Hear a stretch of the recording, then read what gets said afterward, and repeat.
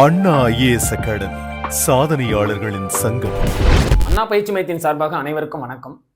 இன்னைக்கு இந்த பதிவில் என்ன பார்க்க போறோம் அப்படின்னு பார்த்தீங்கன்னா, வீரமங்கையான வேலுநாச்சியார் பற்றி நம்ம பாடத்தில் பார்க்க போகிறோம்.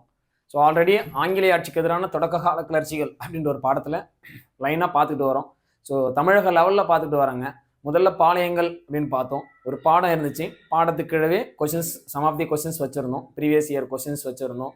ப்ளஸ் நம்ம இன்ஸ்டியூட்டில் எடுத்த கொஷின்ஸ் வச்சுருந்தோம். ப்ளஸ் அப்கமிங் வரப்போகிற கொஷின்ஸும் வச்சுருக்கிறோம். ஸோ அந்த மெத்தடில் தான் கொண்டு போனோம். பாளையங்கள் பார்த்தோம், பாளையக்காரர்கள் பார்த்தோம். அது முதல் பாளையக்காரர் பூலித்தேவனை பார்த்தோம். அதை தொடர்ந்து இரண்டாவது யாரை பார்க்க போகிறோம்னா வேலுநாச்சியாரை பற்றி பார்க்க போகிறோம். வாங்க இந்த வீடியோக்குள்ளே வேலுநாச்சியார்னா யார் அப்படின்ற முழு பாடத்தை பார்த்துட்டு அந்த பாடத்துக்கு கீழே வந்து பார்த்தீங்கன்னா வினாக்கள் கொடுத்துருக்குறோம். ஸோ அந்த வினாக்களையும் வந்து பார்த்தீங்கன்னா நம்ம டெப்த்தாக அனலைஸ் பண்ணலாம். ஸோ வீரமங்கையான வேலுநாச்சியார். வேலுநாச்சியாரை பற்றி சொல்லணும்னா நிறைய பேசிக்கிட்டே போவோம். ஸோ நம்ம பார்ப்போம். ஸோ இந்த பெண்மணி பிறந்த இடம் அப்படின்னு பார்த்தீங்கன்னா ராமநாதபுரம்ங்க. 1730 ஜனவரி 3ஆம் தேதி அன்னைக்கு ராமநாதபுரத்தில் செல்லமுத்து விஜய ரகுநாத சேதுபதிக்கும் சக்கந்தி முத்தாத்தாளுக்கும் பிறந்த ஒரு பெண்மணி தான் யார் அப்படின்னு பார்த்தீங்கன்னா நம்ம வேலு நாச்சியார். வரலாற்றில் வந்து பார்த்தீங்கன்னா திறம்பட செயல்பட்ட ஒரு பெண்மணி. விடுதலைக்காக அரும்பாடுபட்டிருக்காங்க. ஸோ அந்த விடுதலை அப்படின்னும் போது வந்து பார்த்தீங்கன்னா விடுதலை போராட்டத்தில் முதல்ல வந்து பார்த்தீங்கன்னா ஆயுதமேந்தி போராடிய முதல் பெண்மணி அப்படின்னு நம்ம சொல்லுவோம். யாரு அப்படின்னு பார்த்தீங்கன்னா வேலுநாச்சியார். எப்படி நம்ம வந்து பார்த்தீங்கன்னா முதல்ல தமிழகத்துல ஆயுதமேந்தி போராடிய முதல் மாவீரன் யார் அப்படின்னா பூலித்தேவனை சொல்றோம். அப்ப ஆண்கள் பங்குல பூலித்தேவன் ஃபர்ஸ்ட் வர்றார் ஆங்கில எதிர்த்த விதத்துல. அதே போல பெண்மணிகள்ல முதல்ல விடுதலைக்காக பாடுபட்ட போராடிய முதல் பெண்மணி நம்ம வேலுநாச்சியார். ஸோ இந்த வேலுநாச்சியாரை தான் பார்க்க போறோம். பெற்றோர் அப்படின்னு பாத்தீங்கன்னா செல்லமுத்து விஜய ரகுநாத சேதுபதி, அம்மா பேரு சக்கந்தி முத்தாத்தாள். இந்த பெண்ணுடைய திறமை அப்படின்னு பாத்தீங்கன்னா சிலம்பம், வாள், வளரி, குதிரையேற்றம், வில்வித்தை, இது எல்லாமே இவங்களுக்கு தெரியுங்க. அது மட்டும் இல்லாம இந்த பெண்மணியுடைய முழு திருவுருவப்படம் பெரும்பாலும் எதுல இருக்கும் அப்படின்னு பாத்தீங்கன்னா குதிரை மேல் அமர்ந்த கோலத்துல தான் இவங்க இருப்பாங்க நம்ம வீரமங்கை வேலுநாச்சியார். அப்பேற்பட்ட பெண்மணி பிற்காலத்துல அவங்க அறிந்திருந்த மொழிகள் அப்படின்றத நம்ம பார்க்க போறோம். அப்ப இந்த அறிந்திருந்த மொழிகள் அப்படின்னு பாத்தீங்கன்னா நிறைய தெரிஞ்சிருக்குங்க அவங்களுக்கு. ஆனா இருந்தாலும் நம்மளுடைய பள்ளி பாட புத்தகங்கள்ல சொல்லக்கூடிய நம்ம மொழிகளை தான் நம்ம பார்க்க போறோம். அப்போ அவங்க அறிந்திருந்த மொழிகள் அப்படின்னு பாத்தீங்கன்னா ஃபர்ஸ்ட் நமக்கு எதுக்கு இம்பார்ட்டன்ட் கொடுக்கணும் அப்படின்னு பாத்தீங்கன்னா பிரெஞ்சு, உருது மொழி. அதுக்கு அடுத்து தான் வந்து பாத்தீங்கன்னா ஆங்கிலம், தமிழ் அப்படின்னு நம்ம சொல்லுவோம். ஸோ ஆனா உண்மையிலேயே வந்து பாத்தீங்கன்னா இவங்க மலையாளம் இதெல்லாம் கூட தெரிஞ்சு வச்சிருக்காங்க அப்படின்னு சொல்லி சோர்ஸ்ல சொல்றாங்க, ஆத்தர் புக்ல சொல்லப்படுதுங்க. ஆனா இருந்தாலும் பள்ளி பாடத்துல கொடுத்துருக்கிற மொழிகள் இதுதான், பிரெஞ்சு, உருது. ரெண்டு மொழிகள்லயும் வந்து பாத்தீங்கன்னா கைவந்த கலை இந்த பெண்மணிக்கு அப்படின்னு சொல்றாங்க. அதனாலதான் இந்த உருது மொழியில யாருக்கு கடிதம் எழுதியிருப்பாங்க அப்படின்னு பாத்தீங்கன்னா ஐதர் அலிக்கு கடிதம் எழுதியிருப்பாங்க நம்ம வேலுநாச்சியார். அப்ப ஐதர் அலிக்கு உருது மொழியில கடிதம் எழுதி அனுப்புவாங்க. தாண்டவராயர், அமைச்சரான தாண்டவராயர் கொண்டுட்டு போவாரு. அதை வாங்கி அந்த கடிதத்தை படிச்சு அதன் மூலயமா 5000 குதிரைப்படை, 5000 காலாட்படையும் இவங்களுக்கு கொடுப்பாங்க பிற்காலத்துல போர் புரியும் போது. அப்ப அறிந்திருந்த மொழிகள் ரொம்ப முக்கியங்க. அதுக்கப்புறம் இந்த பெண்மணி முத்து வடுகநாதரை திருமணம் பண்ணிக்கிறாங்க. இந்த முத்து வடுகநாதர் அப்படின் போது யாருன்னு பாத்தீங்கன்னா சிவகங்கை மன்னருங்க. அப்ப சிவகங்கையுடைய மன்னர் தான் யார் அப்படின்னு பாத்தீங்கன்னா நம்ம முத்து வடுகநாதர். 1746 திருமணம் பண்ணிக்கிறாங்க. அப்போ வேலுநாச்சியாருக்கு வயசு, முத்து வடுகநாதருக்கு வயசு சொல்லல, வேலுநாச்சியாருக்கு வயசு நம்ம பள்ளி பாட புத்தகம் தெளிவா சொல்லுது 16 வயதுங்க. அப்ப திருமணம் நடைபெறுது. இல்லற வாழ்க்கையில் ஈடுபடுறாங்க. ஒரே ஒரு பெண் குழந்தை பிறகுது. குழந்தை பேரு வெள்ளச்சி நாச்சியார். இப்போ நம்ம முழுக்க யாரை பார்க்க போறோம் அப்படின்னு பாத்தீங்கன்னா இந்த வேலுநாச்சியாருடைய அந்த வாழ்ந்த அந்த இடம், சிவகங்கையில புகுந்த இடம் அப்படின்னு சொல்லக்கூடிய அந்த இடத்துல நடந்த ஒரு நிகழ்வுகளை நம்ம பார்க்க போறோம். வேலுநாச்சியார் பிறந்த இடம் ராமநாதபுரம், புகுந்த இடம் அப்படின்னு பாத்தீங்கன்னா சிவகங்கை. முத்து வடுகநாதரை திருமணம் பண்ணிக்கிட்டு சிவகங்கையில வந்து பாத்தீங்கன்னா தன்னுடைய வாழ்க்கையை ஆரம்பிக்கிறாங்க. இந்த காலகட்டத்துல சிவகங்கை மன்னர் மீது ஆங்கிலேயர்கள் போர் தொடுத்து வராங்க. அப்ப ஆங்கிலேயர்கள் சிவகங்கையை ஏன் போர் தொடுத்து வரணும் அப்படின்றத நம்ம பார்க்க போறோம். சரிங்களா? அப்ப பாருங்க, தென்னிந்தியாவில் ஆங்கிலேயருக்கு எதிராக ஆயுதமேந்தி போராடிய முதல் பெண்மணி அப்படின்னு நம்ம சொல்லுவோம். ஸோ அவங்க தான் யாருன்னு பாத்தீங்கன்னா நம்ம வேலுநாச்சியார். அப்ப சிவகங்கையில என்ன காரணம், ஆங்கிலேயர்கள் முத்து வடுகநாதரை தாக்குறதுக்கு என்ன காரணம் அப்படின்றத நம்ம பார்க்கலாம். அதாவது ஆங்கிலேயர்களுடைய கட்டுப்பாட்டு பகுதிக்குள்ள எது இருக்கு அப்படின்னா சிவகங்கை இருக்குங்க. மதராஸ் மாகாணமே ஆங்கிலேயருடைய கட்டுப்பாடு தான். தமிழ்நாடு, ஆந்திரா, கேரளா, கர்நாடகா அதெல்லாம் வந்து பார்ப்போம். மலபார்ல சில பகுதிகள் வரைக்கும். அப்ப இந்த மதராஸ் மாகாணம் போது இந்த சிவகங்கையும் அவங்க கண்ட்ரோல்ல இருக்கு, ஆங்கிலேயருடைய கண்ட்ரோல். அப்ப தங்களுடைய கட்டுப்பாட்டுக்கு கீழே இருக்கக்கூடிய இந்த பகுதியில சிவகங்கையுடைய மன்னரான முத்து வடுகநாதர் என்ன பண்றாரு அப்படின்னா டச்சுக்காரர்களுக்கு வணிக தொடர்புல இருக்கிறார். அப்பன்னா ஏன் சார் அவர் டச்சுக்கார்ட்ட வணிக தொடர்புல இருக்கணும்? அப்ப சிவகங்கை வந்து ஆங்கிலேயர் கண்ட்ரோல் இருக்கு, அப்ப டச்சுக்கார்ட்ட வணிக தொடர்புல ஏன் இருக்கணும் அப்படின்னு நமக்கு தோணுது. ஆரம்ப காலகட்டத்திலே டச்சுக்கார்ட்ட இவர் என்ன பண்றாருன்னு பாத்தீங்கன்னா ஒரு அக்ரிமெண்ட்டை போட்டு சப்போர்ட் பண்ற அப்படின்னு சொல்லி எழுதி கொடுத்துட்டாரு. அது எப்ப முடியும் அப்படின்னு பாத்தீங்கன்னா 1 இயர்ல தான் முடியும். ஆனா இதை தெரிஞ்சுக்கிட்டு ஆங்கிலேயர்கள் என்ன பண்றாங்கன்னா முத்து வடுகநாதர்கிட்ட வந்து கேட்கிறாங்க, ஐயா சிவகங்கை எங்களுடைய கட்டுப்பாட்டு கீழே இருக்கு, நீங்க எங்களுக்கு கட்டுப்பட்டவர், அதனால உடனடியா டச்சுக்காருடைய வணிக ஒப்பந்தத்தை கேன்சல் பண்ணிட்டு எங்களுக்கு சப்போர்ட் பண்ணுங்க அப்படின்னு ஆங்கிலேய அரசு கேட்குது. ஆனா இருந்தாலும் இவர் என்ன சொல்றாருன்னா அந்த கொடுத்த வாக்கை மீறக்கூடாது அப்படின்றதுக்காக அப்ப டச்சுக்காரர்களுக்கு வணிக தொடர்புல இருக்க இப்போதைக்கு அக்ரிமெண்ட் போட்டிருக்கேன், அந்த 1 இயர் முடியட்டுங்க, அடுத்து நான் உங்களுக்கு அக்ரிமெண்ட் போட்டு தரேன் அப்படின்னு சொல்றாரு. அப்போ இது முடியாது அப்படின்னு சொல்லி பேசுறாங்க, 2 பேருமே வாக்குவாதம் ஏற்படுது. அதனால ஏற்பட்ட போருக்கு பேர் தான் என்ன போர் அப்படின்னு பாத்தீங்கன்னா காளையார் கோவில் போருங்க. நல்லா பாருங்க.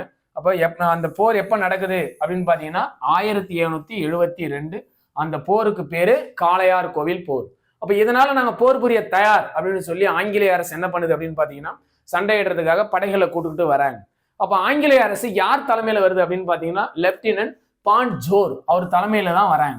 இந்த பான்ஜோரை வழி நடத்தவர் யார் அப்படின்னு பாத்தீங்கன்னா அவருடைய படை தளபதியான ஜோசப் ஸ்மித்.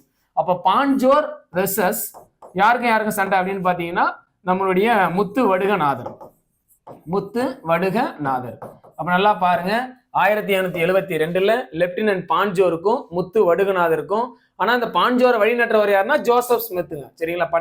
படை தலைவரை விட படை தளபதிக்கு தான் வந்து பாத்தீங்கன்னா அதிக ஒர்க் இருக்கும், அது நம்ம ஆல்ரெடி சொல்லியிருப்போம். ஸோ அதிக முக்கியத்துவம் ஜோசப் ஸ்மித். ஸோ இவங்க தலைமையில தான் இந்த காளையார் கோவில் அரண்மனையை தாக்குறாங்க. முடிவுல யாரை கொல்றாங்க அப்படின்னா முத்து வடுகநாதரை கொன்னுடுறாங்க. அப்ப முத்து வடுகநாதரை கொன்ன உடனே நிறைய பதட்டம் ஏற்பட்டுருதுங்க. அப்ப முத்து வடுகநாதருடைய ஆதரவாளர்கள்லாம் தப்பி செல்றதுக்காக பாக்குறாங்க.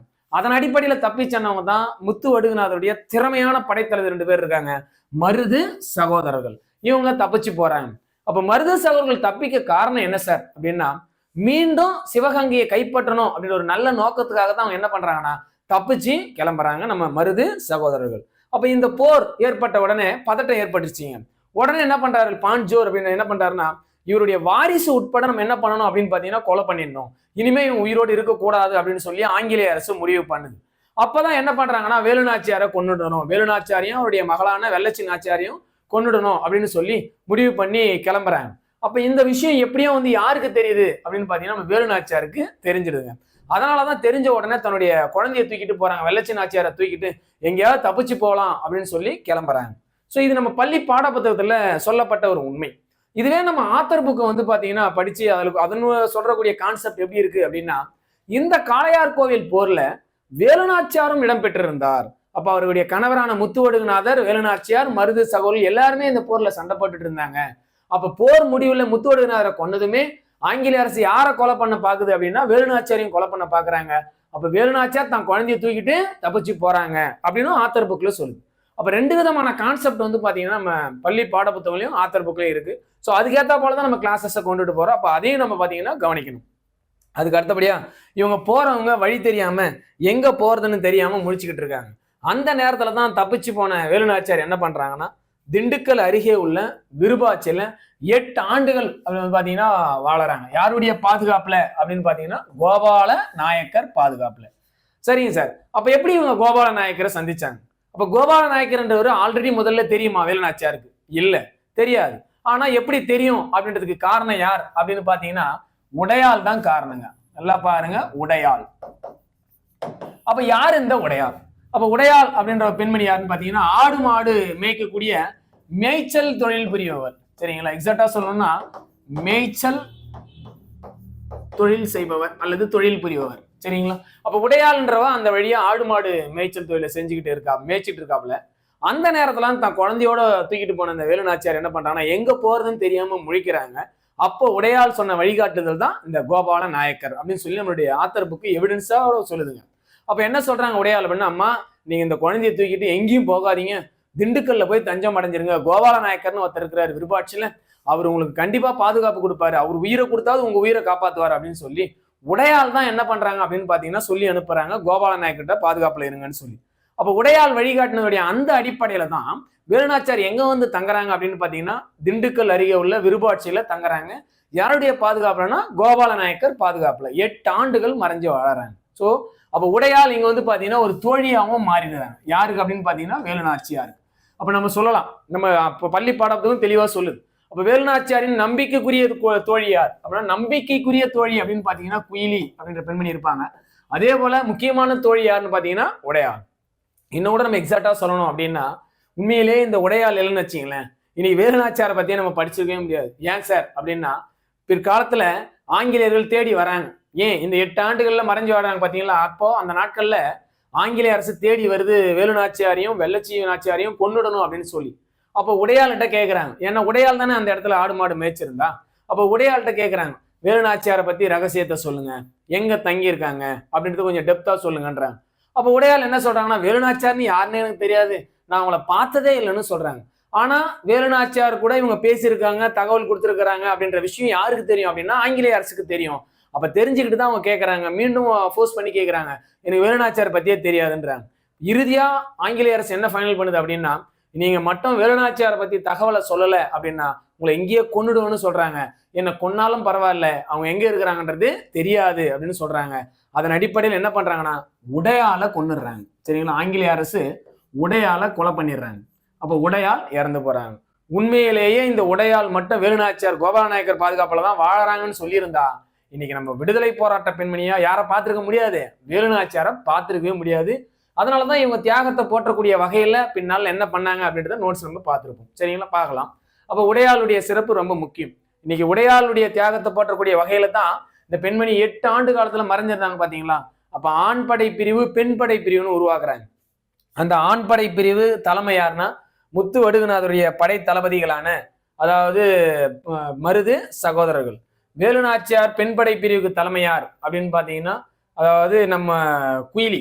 என்ன சார் வேலுநாச்சியார் பெண் படை பிரிவு மட்டும் எப்படி சார் வச்சாங்க அப்படின்னா, அந்த பெண் படை பிரிவுக்கு பேரே வச்சிருக்கிறாங்க. என்னன்னா உடையாள் என்ற பெண் படை பிரிவு. நல்லா பாருங்க, உடையாள் என்ற பெண் படை பிரிவு. ஆண் படை பிரிவுக்கு மருது சகோதரர்கள் தலைமை. அதே போல பெண் படை பிரிவுக்கு என்ன பேர் வச்சிருக்காங்கன்னா உடையாள் அப்படின்னு பேரே வச்சிருக்கிறாங்க. அதுக்கு தலைமை குயிலி. அடுத்து வால்படைக்கு சின்ன மருது, வளரிப்படைக்கு பெரிய மருது. ஆனா ஆக்சுவலி இவங்களை நம்ம செப்பரேட்டா பார்க்க போறோம். மருது சகோதரர்கள்ல இதுல இந்த 2 படைக்குமே சிறந்தவர்கள். வால் வளரி ரெண்டுத்திலுமே எரிவதுல சிறந்தவர்கள் அப்படின்னு 2 பேருமே சொல்லலாம். சரிங்களா? அப்ப வால்படை எரியதுலயும் வளரிப்படை எரியதிலும் சிறந்தவர்கள் யாரு அப்படின்னு பாத்தீங்கன்னா மருது பிரதர்ஸ் அப்படின்னு நம்ம சொல்லலாம். அந்த அளவுக்கு வந்து பாத்தீங்கன்னா பெயர் பெற்றவங்க இவங்க. ஸோ வால்படைக்கும் வளரிப்படைக்கும். அதே போல அவருடைய அமைச்சரான தாண்டவ ராயர் தொடர்ந்து என்ன பண்றாருன்னா ஆதரவு தரார். அதுக்கு அடுத்தபடியா இவருக்கு அப்புறம் தான் வேலுநாச்சியாருக்கு அப்புறம் தான் பொறுப்பு யார்கிட்ட போகுது அப்படின்னா மருது சகோதரர்கிட்ட போகுது. கடைசியா நம்ம பார்க்க போறோம். அப்ப நல்லா பாருங்க, இந்த வேலுநாச்சியார் 8 ஆண்டு காலம் மறைஞ்சிருக்கிற அந்த பெண்மணி தான் கணவர் இறந்ததும் பெருசா எண்ணாம, அட என்னடா இது கணவர் இறந்துட்டாரு, இனிமே நம்ம சமுதாயத்துல எப்படி வாழ போறோம் அப்படின்னு எங்கேயோ ஒரு மூல முடுக்குல உட்கார்ந்து அழாம இந்த பெண்மணி வீரத்தோட என்ன பண்றாங்கன்னா, நாட்டு விடுதலைக்காக நான் பாடுபட்டு தீருவேன் அப்படின்னு சொல்லி இந்த பெண்மணி வராங்க. அப்ப இந்த விடுதலைக்காக ஆற்றிய பங்குகள் ஏராளம். அப்போ வேலுநாச்சியாருக்கு உதவுனவங்க யாருன்னு பாத்தீங்கன்னா ஆண் படை பிரிவு, பெண் படை பிரிவு, வால்படை, வளரிப்படை. ஸோ இது ரொம்ப ரொம்ப முக்கியங்க. அப்ப இது என்ன சொல்லுது அப்படின்றத நம்ம பார்க்கலாம். இந்த ஆண் படை பிரிவுக்கு தலைமை மருது சகோதரர்கள். உடையாள் என்ற பெண் படை பிரிவுக்கு குயிலி தலைமை. வால்படை சின்ன மருது, வளரிப்படை பெரிய மருது. ஆனா ஆக்சுவலி இந்த வால் வளரி ரெண்டுத்திலுமே சிறந்தவர்கள் அப்படின்னு பாத்தீங்கன்னா இவங்க 2 நபருமே மருது சகோதரர்கள்.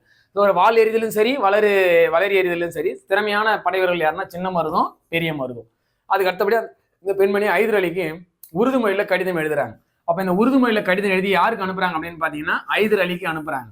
அப்ப எடுத்துட்டு போனவர் யாருன்னா அவருடைய அமைச்சரான தாண்டவ ராயர் அப்படின்னு சொல்லி அவருடைய அமைச்சர் கடிதத்தை கொண்டுட்டு போறாரு. கடிதத்தை வாங்கி படிக்கிறாரு ஐதர் அலி. இந்த பெண்மணி தன்னுடைய கணவர் இறந்ததை கூட பெருசா நினைக்காம இந்த 8 ஆண்டு காலம் மறைஞ்சிருக்கிறாங்க, விடுதலைக்காக பாடு பண்ணணும்னு துடிக்கிறாங்க, உத்வேகத்தோட இருக்கிறாங்க. அப்ப இந்த பெண்மணிக்கு தேவையான அத்தனை உதவிகளும் செய்யுங்க அப்படின்னு சொல்லி ஐதர் அலி அந்த கடிதத்தை படிச்சுட்டு திண்டுக்கல் படைத்தளபதியான சையத் அப்படின்றவருக்கு என்ன பண்றாருன்னா ஆணையிடுறாரு. அப்ப இந்த சையத் என்ன பண்றாருன்னா ஐதர் அலியுடைய ஆணையை ஏத்துக்கிட்டு 5000 குதிரைப்படையும் 5000 காலாட்படையும் அனுப்பி வைக்கிறாங்க. ஸோ இதுவும் வந்து பாத்தீங்கன்னா இவங்களுடைய சிறப்பு. அதாவது வேலுநாச்சியாருக்கு கிடைச்ச ஒரு மிகப்பெரிய ஒரு உதவி அப்படின்னே சொல்லலாம். அப்ப நல்ல நாளா பார்த்து அரண்மனையை தாக்கலாம் அப்படின்னு சொல்லி முடிவு பண்றாங்க. சின்ன மருது குதிக்கிறாப்புல, இன்னைக்கே போயிட்டு நம்ம அரண்மனையை தாக்கணும், வாங்கம்மா வேகமா போலாம் அப்படின்றாரு. அந்த நேரத்துல தான் வேலுநாச்சியார் என்னன்றாங்கன்னா நல்ல நாட்களா நல்ல நாளான விஜயதசமி நன்னாள்ல போகலாம் அப்படின்னு சொல்றாங்க. அந்த விஜயதசமி நன்னாளுக்கு போறதுக்கு முன்னாடி உளவாளிகள் பிரிவும் வந்து பாத்தீங்கன்னா இவங்க நியமிக்கிறாங்க. அந்த உளவாளி பிரிவுக்கு யார் தலைமை அப்படின்னு பாத்தீங்கன்னா குயிலி தலைமைங்க. அப்ப ஸ்பை அப்படின்னு சொல்லக்கூடிய குயிலி. அப்ப குயிலி என்ன பண்ணுவாங்க அப்படின்னு பாத்தீங்கன்னா, அப்ப ஆங்கிலேயருடைய ஆயுதங்கள்லாம் எங்க ஸ்டோர் ஆகுது, எங்க நிக்குது அப்படின்றத தெளிவா ரகசியத்தை பார்த்துக்கிட்டு வருவாங்க. இப்போ விஜயதசமி நன்னாள்ல என்ன பண்றாங்கன்னா அரண்மனையை தாக்க போறாங்க 1780. அப்ப என்ன நடக்குது அப்படின்னு பார்க்கலாம். 1580 விஜயதசமி நன்னாள்ல நவராத்திரி விழாவுக்காக கூடியிருக்கு கூட்டம், மிகப்பெரிய ஒரு கூட்டம். இந்த கூட்டத்துல பெண்கள் மட்டும்தான் போக முடியும். அப்ப ஆண்கள் என்ன பண்றாங்கன்னா பெண்கள்ன்ற மாறு வேடத்துல புகுந்து போறாங்க. அப்போ அதுவும் இன்னொரு சிறப்பு கூட சொல்லுது பள்ளி பாடப்புத்தகம், பூக்கூடைகளை தூக்கிட்டு போற பெண்மணிகள் மட்டும்தான் உள்ள போக முடியும் அப்படின்னு சொல்லுது. அப்ப பூக்கூடைகளை எடுத்துக்கிட்டோம் இவங்க மாறு வேடத்துல என்ன பண்றாங்கன்னா அரண்மனைக்குள்ள போறாங்க. அரண்மனையில போன கொஞ்ச நேரத்திலேயே சண்டை நடக்குதுங்க. ஆங்கிலேயர்கள்லாம் நிறைய பேர் செத்து மடியிறான். சில ஆங்கிலேயர்கள் ஆயுதம் தேடி குடோனுக்கு போகலாம், ஆயுத கிடங்களை எடுத்துட்டு வரலாம்னு ஓடி வராங்க. அந்த நேரத்துல தான் குயிலி என்ன பண்றாங்கன்னா தான் மீது எண்ணெயை ஊத்திக்கிட்டு தீயை வச்சு குடோன்ல இறங்குறாங்க. அத்தனை ஆயுதங்களும் வெடிச்சு சிதறுது. அப்போ ஒரு ஆயுதம் கூட யாருக்கு கிடைக்கலன்னா ஆங்கிலேயர் கிடைக்கல. போன ஆங்கிலேயர் அப்படியே இங்கிலாந்துக்கு போயிட வேண்டியது. ஏன்னா உள்ள இருக்கிறவங்க அத்தனை பேரும் காலியாவும் கொர்க்கியாவும் ஆக்ரோஷமா இருக்கிறாங்க பெண்மணிகள். இந்த நேரத்துல தான் சிவகங்கை என்ன பண்ணுதுன்னா மீட்கப்படுறாங்க. எந்த வருஷம் அப்படின்னா 1780 மீட்கப்பட்டு வேலுநாச்சியார ராணியா மணிமகுடம் சூட வைக்கிறாங்க. அப்ப வேலுநாச்சியார் ராணியா மணிமகுடம் சொன்னதுக்கு உதவுனது யார் சார் அப்படின்னு பாத்தீங்கன்னா இவங்களுடைய உதவி இல்லாம அவங்களால என்ன பண்ண முடியாதுன்னா சிறப்பு இல்லைங்க.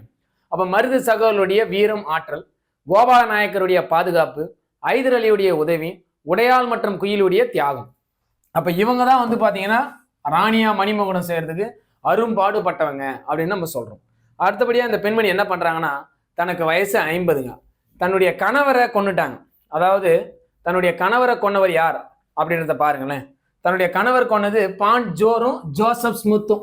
எப்ப கொன்னாங்க அப்படின்னா 1772 காளையார் கோயில் போர்ல கொண்டுட்டாங்க. இப்ப தனக்கு வயசு 50. இந்த 50 வயசுல என் கூட சண்டைக்கு வாங்கன்னு கூப்பிடுறாங்க பான்ஜோரையும் ஜோசப் ஸ்மித்தையும். அப்ப போர்க்களத்துல சந்திக்க தயாரா? அப்ப போர் புரியுங்க, உங்களால முடிஞ்சா என்ன கொல்லுங்க அப்படின்னே சவால் விடுறாங்க. இந்த அறைகூலை ஏற்றுக்கிட்டு இவங்க போர் புரிய வராங்க. இந்த போர்ல அதாவது பான்ஜோர் வெர்சஸ் வேலுநாச்சியார், இந்த போர்ல வேலுநாச்சியார் 100% கொல்றதுக்கு வாய்ப்பு இருந்துச்சு. யார அப்படின்னா கொலை பண்றதுக்காக பான்ஜோருக்கு வாய்ப்பு இருந்துச்சு. ஆனா வேலுநாச்சியார் என்ன பண்றாங்கன்னா அவங்கள கொலை பண்ணல, 2 பேருமே போர்ல தோற்கடிக்கிறாங்க. ஏன் அப்படின்னா அவ கொலை பண்றதுக்கு சான்சஸ் இருந்தது. அப்ப ஏன் இவங்களை கொலை பண்ணல அப்படின்னா தன்னுடைய கணவரை கொன்னாங்க. அப்ப இவங்களை நம்ம கொன்னுட்டன்றதை விட இனிமே வரலாற்றுல எந்த ஒரு போர்க்களத்துக்கும் இடம்பெறவே கூடாது. யாரு? பான்ஜோரும் ஜோசப் ஸ்மித்தும். ஏன்னா வரலாற்றுல ஒரு பெண்மணி கையால் தோற்கப்பட்ட வீரர் அப்படின்னு தோற்கடிக்கப்பட்ட வீரர் அப்படின்னு சொல்லி வரலாறு பேசும் அப்படின்றதுக்காகவே இவங்க என்ன பண்றாங்கன்னா பான்ஜோரையும் ஜோசப் ஸ்மித்தையும் கொலை பண்ணல, போர்ல தோற்கடிக்கிறாங்க. அதுக்கு அடுத்தபடியா இந்த பெண்மணிக்கு உதவுன முக்கிய அமைப்பு அப்படின்னு பாத்தீங்கன்னா திண்டுக்கல் கூட்டமைப்பு. எப்படி நம்ம வால்படை, வளரிப்படை, ஆண் படை, பெண் படை பிரிவுலாம் இருந்துச்சோ, ஐதலுடைய உதவி இருந்துச்சோ, இதே போல திண்டுக்கலுடைய கூட்டணியும் ரொம்ப ரொம்ப முக்கியங்க. அப்ப திண்டுக்கல் கூட்டணியில் இடம்பெற்றவங்க யார் அப்படின்னு பாத்தீங்கன்னா திண்டுக்கல் கூட்டணிக்கு தலைமையே கோபால நாயக்கர் தான். அப்ப திண்டுக்கலை ஆட்சி செய்த கோபால நாயக்கர், மணப்பாறை ஆட்சி செய்த லட்சுமி நாயக்கர், தேவதானப்பட்டி ஆட்சி செய்த பூஜை நாயக்கர். ஸோ இவங்க எல்லாமே யாருக்கு உதவி செய்யறோம்னா வேலுநாச்சியாருக்கு. பிற்காலத்துல வீரபாண்டிய கட்டபொம்மன் கூடவும் இந்த திண்டுக்கல் கூட்டமைப்பு என்ன பண்ணுவாங்கன்னா உதவி செய்வாங்க. இப்பேற்பட்ட பெண்மணி 1580 ராணியா மணிமகுடம் சூடிட்டாங்க வரலாற்றுல. இப்போ ஆட்சி நடத்துறாங்க. இவங்களுடைய ஆட்சி அப்படின்னு பாத்தீங்கன்னா 1780 1793 வரைக்கும் அப்படின்னு சொல்லி ஆட்சி காலங்கள் சொல்லுது. ஸோ நல்லாட்சி செய்த ஒரு பெண்மணி. அதுக்கு அடுத்தபடியா அந்த பெண்மணி என்ன பண்றாங்க அப்படின்னா தன்னுடைய ஒரே மகளான வெள்ளச்சி நாச்சியாரை ஒருத்தருக்கு மனமுடிச்சு கொடுக்குறாங்க. அந்த வெள்ளச்சி நாச்சியார் மர்மமான முறையில ஒரு வருஷத்துலேயே இறந்து போறாங்க. அதனுடைய புத்திர சோகத்துல நினைச்சு வந்து பாத்தீங்கன்னா பின்னால உடல் நலமுற்றும் காணப்படுறாங்க நம்ம வேலுநாச்சியார். இப்பேற்பட்ட வேலுநாச்சியாரை தமிழர்களால என்ன சொல்லி அழைக்கிறோம் அப்படின்னா வீரமங்கை அப்படின்னு சொல்லி அழைக்கிறோம். தென்னிந்தியாவின் ஜான்சி ராணி அப்படின்னு சொல்லி நம்ம அழைக்கிறோம். இப்பேற்பட்ட பெண்மணி தன்னுடைய குழந்தை இறந்த சோகத்தால உடல் நலமுற்று நோயுற்று எப்ப இறந்தாங்க அப்படின்னா 1896 டிசம்பர் 25 நம்மளை விட்டு யார் பிரிஞ்சிட்டாங்கன்னா வேலுநாச்சியார் பிரிஞ்சிட்டாங்க. ஸோ இதுதான் யாருடைய சிறப்பு அப்படின்னு பாத்தீங்கன்னா வேலுநாச்சியாருடைய முழு வீர வரலாறு மற்றும் சிறப்பு. இதையே நம்ம பள்ளி பாட புத்தகத்தையும் கொஞ்சம் ஓரியன்டா பார்க்கலாம் வாங்க. இதுல முக்கியமான சிறப்பு அப்படின்னு பாத்தீங்கன்னா இந்த பெண்மணிக்கு நினைவு மண்டபம் வந்து திறந்து வச்சிருக்கிறாங்க. இந்த நினைவு மண்டபம் எங்க இருக்கு அப்படின்னு பார்க்கலாம். இந்த நினைவு மண்டபம் சிவகங்கை மாவட்டம் சூரக்குளம் அப்படின்ற ஒரு கிராமத்துல இருக்கு. 60 லட்சம் ரூபாய் செலவுல கட்டியிருக்கிறாங்க. கட்டியதும் திறந்து வைத்ததும் ஒரு பெண்மணி செல்வி ஜெயலலிதா 2014 ஜூலை 18 திறந்து வச்சிருக்கிறாங்க. அதே போல தபால் தலை வெளியிட்டிருக்கிறாங்க. 2008 டிசம்பர் 31 தபால் தலையும் வெளியிட்டிருக்கிறாங்க. இது இவங்களுடைய முக்கியமான சிறப்புங்க. அதுக்கு அடுத்தபடியா ஸ்கூல் புக்ல நம்ம 6ஆம் வகுப்பு தமிழ் புத்தகத்துல கொடுத்துருக்கிற சில விஷயங்களை பேசலாம்.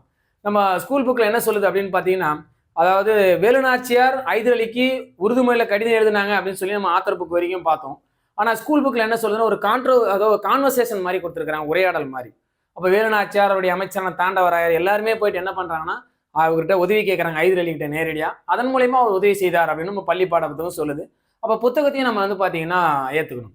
அதுக்கு அடுத்தபடியா வேலுநாச்சியார் முதலில் கைப்பற்றிய பகுதி காளையார் கோவில் அரண்மனை. சரிங்களா?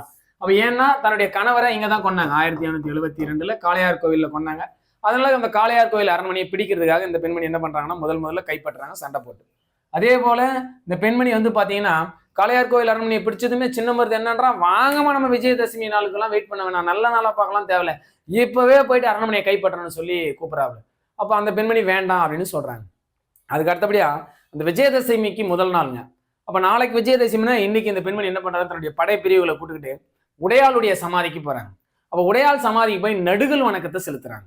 அப்ப தாம் வைத்திருந்த தாலியை நடுகள் மீது போட்டு மரியாதை செலுத்துறாங்க நம்ம வேலு நாச்சியார். ஸோ அப்ப நடுகள் வணக்கமும் செய்யறாங்க. அப்ப என்ன காரணம் அப்படின்னா, தனக்கு உயிர் பிச்சை கொடுத்ததே யார் தான் அப்படின்னு பாத்தீங்கன்னா உடையாள் அப்படின்னு சொல்லு.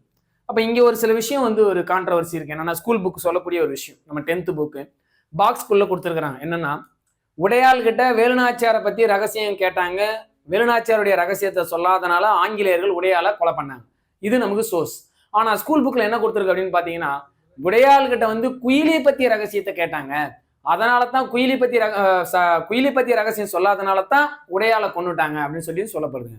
அப்ப ரெண்டுத்தையுமே ஏத்துக்கணும். அப்ப ஆத்தர் புக்ல இருக்கிற சோர்ஸும் தேவை, பள்ளி பாடப்பத்தில் இருக்கிற சோர்ஸும் தேவை. இதை தெரிஞ்சுக்க வேண்டியது என்னன்னா, குயிலி பத்தி ரகசியத்தை கேட்டாங்களா? ஆமா.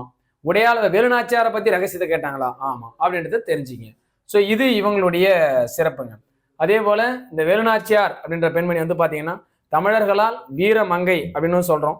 அது மட்டும் இல்லாம தென்னிந்தியாவின் ஜான்சி ராணி அப்படின்ற புகழ் பெற்றவங்க யாருன்னு பாத்தீங்கன்னா நம்ம வேலுநாச்சியார். ஸோ இதுதான் இந்த வேலுநாச்சியாருடைய முக்கியமான பாடம், சிறப்பு, முழு வீர வரலாறு. இப்போ என்ன பார்க்க போறோம் அப்படின்னா, இந்த வேலுநாச்சியார் பாடத்தை ஃபுல்லா பார்த்தோம். இந்த பாடத்துல இருந்து சில கொஸ்டின்ஸ்களை நம்ம பார்க்க போறோம், வினாக்களை பார்க்க போறோம்.